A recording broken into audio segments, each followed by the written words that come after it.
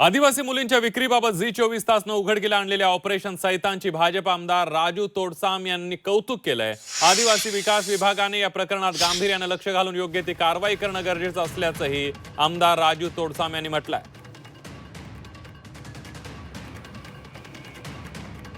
जसे की ठाणे, पालघर, मोखाडा, धुळे, नाशिक या भागातल्या अति गरीब असलेल्या आदिवासी माझ्या भगिनींवर यांना विक्री करून त्यांना वेगवेगळ्या प्रकारे वेगवेगळ्या मार्गाने त्यांना लावणं अशा प्रकारचा प्रकार झी 24 तासने उघडकीस आणला। मी झी 24 तासचं खूप खूप अभिनंदन करतोय।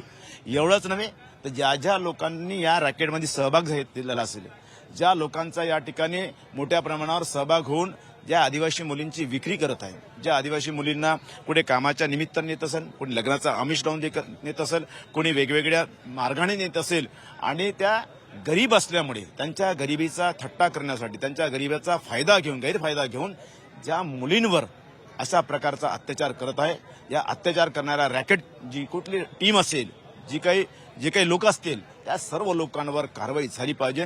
नुकतंच आमचं अधिवेशन चालू आहे। या अधिवेशनामध्ये उद्याला नक्कीच हा प्रश्न मी उपस्थित करून संपूर्ण महाराष्ट्रामध्ये जो कोणी हा प्रकार करत असेल, हा निंदनीय प्रकार करत असेल, या प्रकाराला आळा घालण्यासाठी आणि माझ्या आदिवासी माता भगिनींच्या संरक्षणासाठी, त्यांच्या